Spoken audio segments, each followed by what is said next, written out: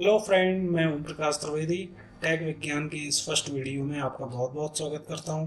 दोस्तों, ये channel start करने का मेरा मेन पर्पस ये है कि आप लोगों को पता है 12th के एग्ज़ाम्स स्टार्ट हो गए हैं और क्लास 12th एग्ज़ाम्स में जो ऑप्शनल स्टूडेंट्स हैं जो कंप्यूटर साइंस लेते हैं और कंप्यूटर साइंस को लेकर परेशान रहते हैं, तो बेसिकली मेरा पर्पस ये है कि उस कंप्यूटर साइंस के सिलेबस को हम एग्ज़ाम के पहले सिस्टमेटिक वे में पूरा सिलेबस हम कवर कर सकें और कोशिश करें कि हम ज़्यादा से ज़्यादा नंबर उसमें ले सकें।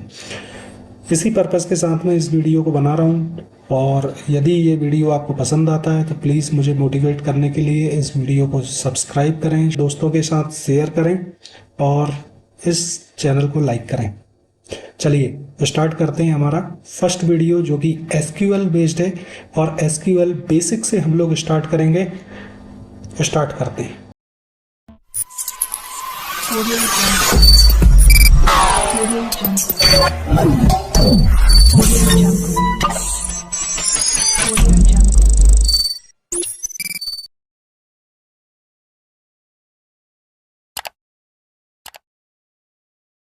Database management system. तो बेसिकली डेटाबेस मैनेजमेंट सिस्टम किसको कहते हैं?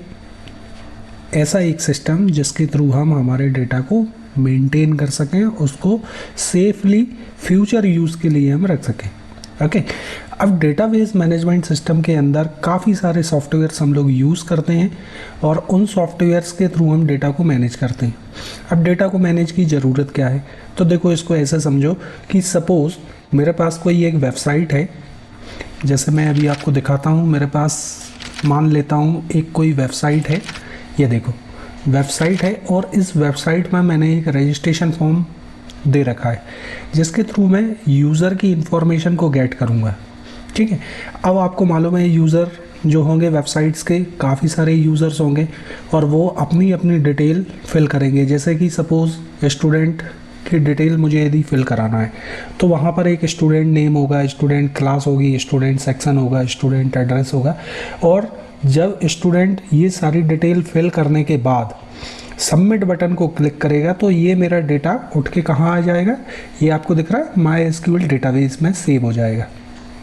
ओके, अब अगेन जब स्टूडेंट डिटेल वाले पेज पर मुझे इस डेटा को दिखाना होगा तो क्या करूँगा मैं? इस माई एसक्यूएल डेटाबेस के थ्रू, ये माई एसक्यूएल डेटाबेस के थ्रू ये डेटा यहाँ पर स्टूडेंट डिटेल वाला जो पेज है यहाँ पर मैं दिखा सकता हूँ। सेम वर्किंग है, किसी भी तरह का स्टूडेंट डिटेल हो, प्रोडक्ट डिटेल हो, ठीक है, आप ऑनलाइन शॉपिंग से रिलेटेड जितनी भी साइट्स देखते हो, वर्किंग सभी सॉफ्टवेयर्स की, सभी वेबसाइट्स की लगभग सेम ही है। इसलिए हमें हमारे डेटा को मेंटेन करने के लिए कुछ डेटाबेस सॉफ्टवेयर्स की रिक्वायरमेंट होती है, जिनमें कई तरह के सॉफ्टवेयर्स अवेलेबल हैं। कुछ ओपन सोर्स हैं, कुछ पेड सॉफ्टवेयर्स हैं। यहाँ पर हम लोग जो डेटाबेस यूज़ कर रहे हैं वो माई एसक्यूएल डेटाबेस यूज़ कर रहे हैं, उसी के अकॉर्डिंग हम इस वीडियो को कंटिन्यू करेंगे, है ना। तो नेक्स्ट डेफिनेशन देखते हैं हम। Database it is nothing but a collection of information. Database is a collection of one or more files for the future reference of your data.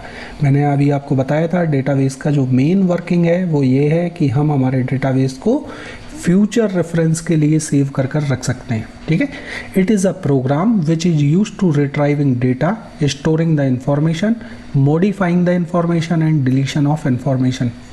ठीक है, अभी यहाँ पर जो सॉफ्टवेयर्स हैं, जो डेटाबेस है, डेटाबेस के अंदर कौन कौन सी फैसिलिटी हमको मिल जाती है कि हम डेटा को रिट्राइव कर सकते हैं, स्टोर कर सकते हैं, मॉडिफाई कर सकते हैं और डिलीट भी कर सकते हैं। अब आपके मन में कुछ विचार ये भी आ सकता है कि सर ऐसा तो हम फाइल सिस्टम में भी कर सकते हैं। बिल्कुल हम कर सकते हैं, बट यदि हमारे पास लार्ज अमाउंट ऑफ डेटा होगा तो वहाँ पर कहीं ना कहीं डुप्लीकेसी, कहीं ना कहीं डेटा, उससे बचने के लिए क्या करते हैं? सॉफ्टवेयर्स। ठीक है, अब टर्म आती है डीवीएमएस। तो DBMS, the full form of DBMS is database management system. It is a software. A DBMS is a collection of inter related data. Inter related means आपस में एक दूसरे से कनेक्ट होना चाहिए। ऐसा नहीं कि स्टूडेंट डिटेल की हम बात कर रहे हैं, स्टूडेंट टेबल है उसके अंदर स्टूडेंट डिटेल के साथ हमने डिपार्टमेंट कर दिया। तो अब दोनों चीज़ अलग अलग हैं। डिपार्टमेंट की यदि हम बात करेंगे तो वो एक एम्प्लॉय से रिलेटेड डेटा है। ओके, तो स्टूडेंट टेबल यदि हम बना रहे हैं तो स्टूडेंट से रिलेटेड जो भी डेटा है वो आपस में कनेक्टेड होना चाहिए, ठीक। And set of programs to access their data, और उस डेटा को एक्सेस करने के लिए भी हमारे पास programs. Next, different types of DBMS technologies और मॉडल। तो बेसिकली जो डीबीएमएस है, डेटाबेस मैनेजमेंट सिस्टम, वो अलग अलग डेटा मॉडल्स के ऊपर बेस्ड होता है, जैसा कि hierarchical DBMS, network DBMS, relational DBMS. First यदि हम बात करें हायरार्किकल डीबीएमएस की, it is represented in inverted tree model.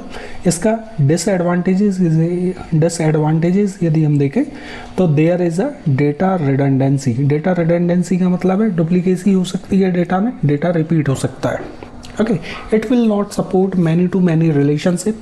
अब डीबीएमएस की बात हो रही है तो डीबीएमएस में रिलेशनशिप का एक कॉन्सेप्ट है, वो आगे हम लोग अभी डिस्कस करेंगे, ठीक है। नेक्स्ट जो है वो है network database management system, NDBMS. In this network model relations are established by using physical links.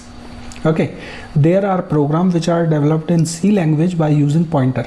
तो एनडीबीएमएस जो डेटाबेस मैनेजमेंट सिस्टम है, यहाँ पर हम यूज़ करते हैं पॉइंटर। यदि आपने सी पढ़ा हो या थोड़ा बहुत सी का आइडिया हो तो वहाँ एक कॉन्सेप्ट आता है पॉइंटर का, जिसका यूज़ करते हैं मेमोरी एलोकेट करने में और मेमोरी को पॉइंट आउट करने में, वहाँ से डेटा को एक्सेस करने में।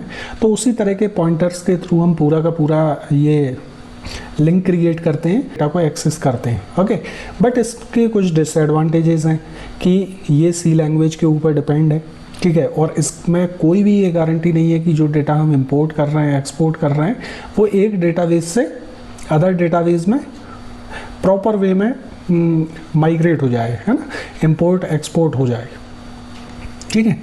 नेक्स्ट जो है वो है हमारा रिलेशनल डेटाबेस मैनेजमेंट सिस्टम। तो इसको देखते हैं, यहाँ से मेन हमारा स्टार्ट है। तो सबसे पहले हम इसकी डेफिनेशन देखते हैं। The full form of RDBMS is relational database management system. और ये जो कॉन्सेप्ट है ये दिया था डॉक्टर EF कॉर्ड ने। Published this technology in 1970 with IBM corporation. अब इसमें इन्होंने ये कहा कि कुछ हमारे रूल्स हैं, कुछ गाइडलाइंस हैं, जो डेटाबेस सॉफ्टवेयर्स उन गाइडलाइंस को, उन रूल्स को फॉलो करते हैं, वो आरडीबीएमएस सॉफ्टवेयर्स हैं। जो हाफ फॉलो करते हैं या जो 5-6 फॉलो करते हैं उनको हम कहेंगे सेमी आरडीबीएमएस सॉफ्टवेयर। तो एग्जांपल में देखो MS Access 2000, इसको हम बोलते हैं सेमी आरडीबीएमएस सॉफ्टवेयर है। इसी तरह से एक फॉक्स प्रो भी है।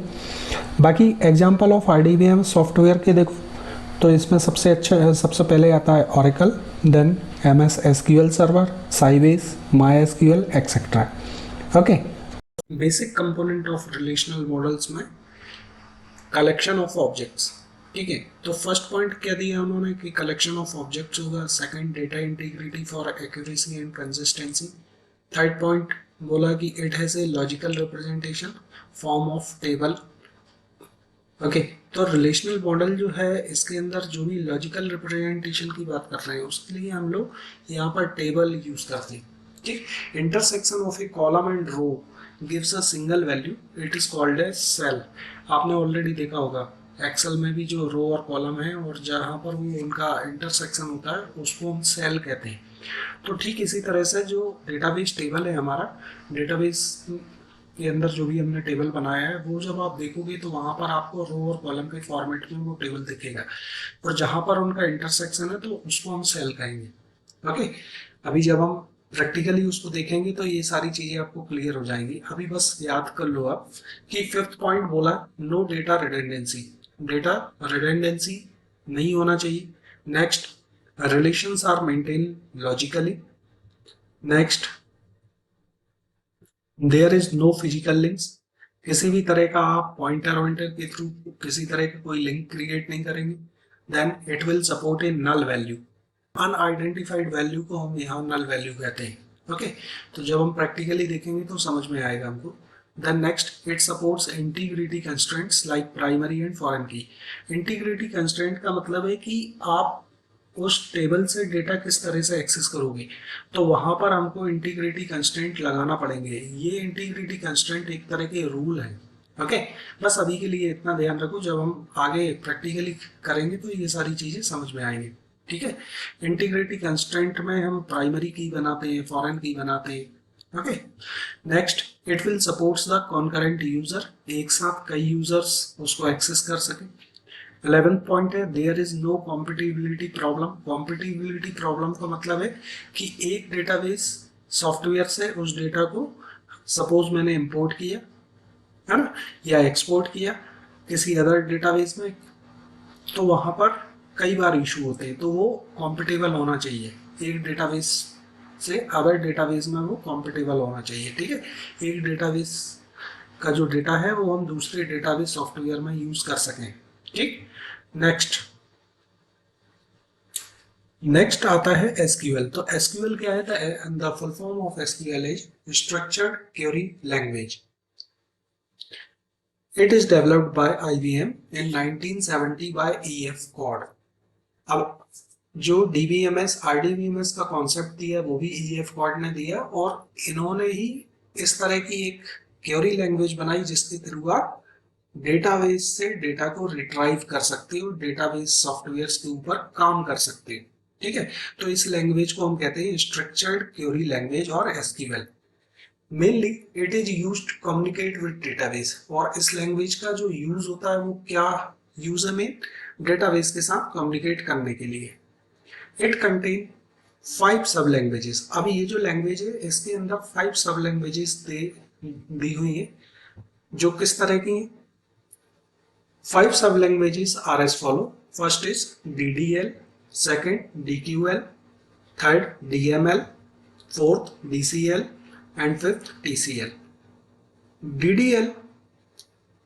DDL means data definition language. अब डेटा डेफिनेशन लैंग्वेज जो है इसके अंदर कुछ कमांड्स आते हैं। ओके, जैसे कि create, alter, drop, rename, truncate and comment. ठीक है, आप एक चीज याद रखो, डेटा डेफिनेशन लैंग्वेज जो है, डेटा डेफिनेशन लैंग्वेज जब भी हम नया डेटा क्रिएट कर रहे हैं, डेटा स्ट्रक्चर के ऊपर काम कर रहे हैं हम, तो वो सारे कमांड्स आएंगे हमारे डीडीएल के अंदर। Students, exam point of view से ये बहुत इंपॉर्टेंट पॉइंट है।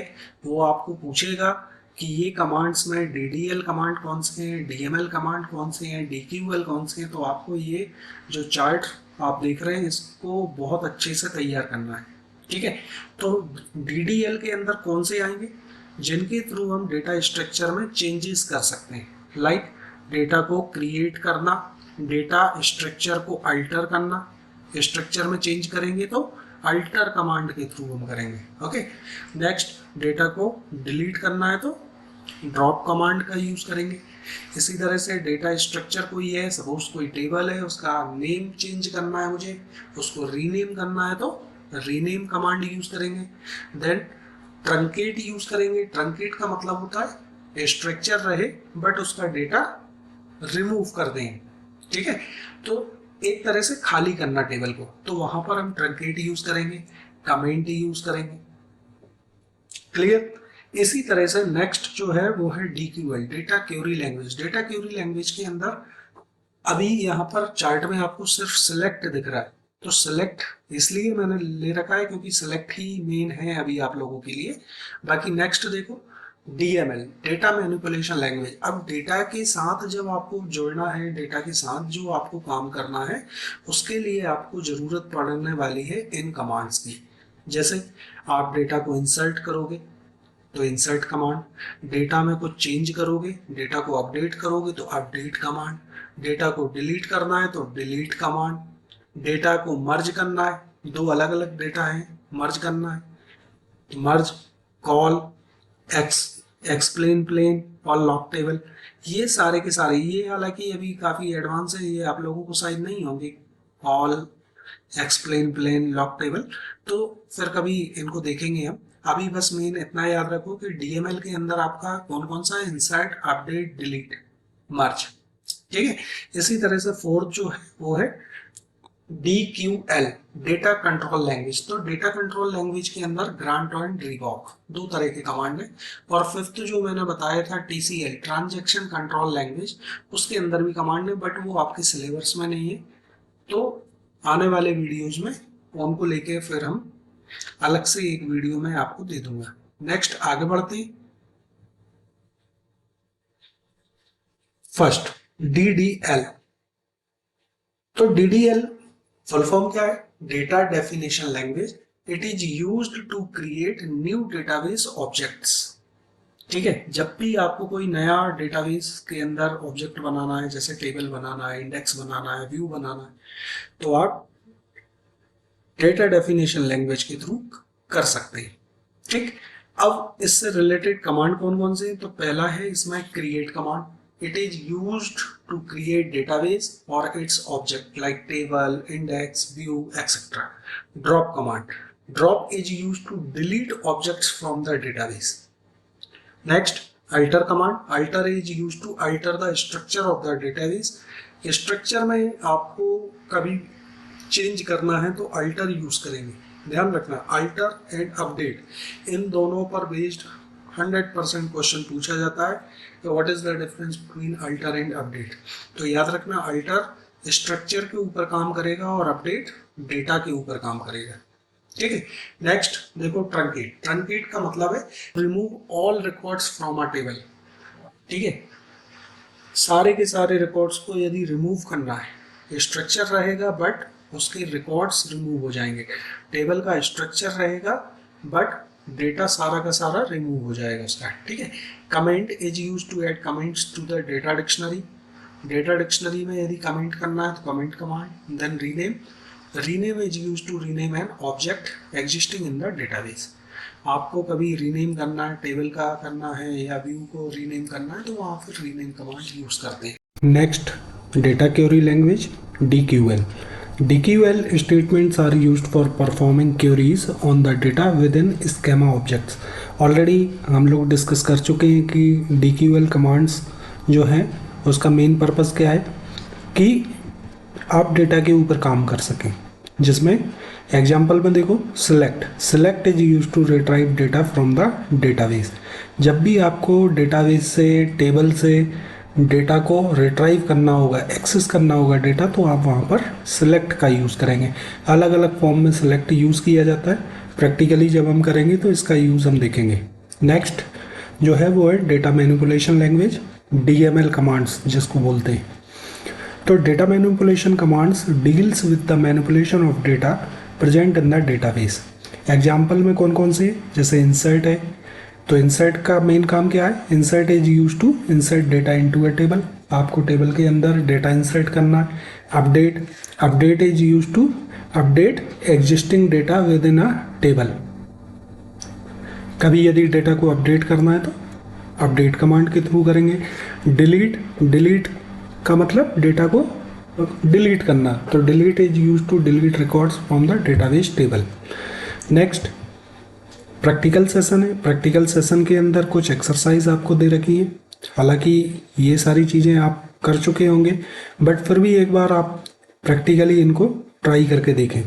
जैसे how to create database, how to create a table, how to insert data into a table and how to retrieve data through table according to our requirement. तो ये सारी practical session है। यहाँ से हम लोग प्रैक्टिकली सेकंड वीडियो में continue करते हैं। प्रैक्टिकली मैं ये सारे कमांड्स आपको चला के दिखाऊंगा, प्रैक्टिकली आपको करके दिखाऊंगा। Thank you.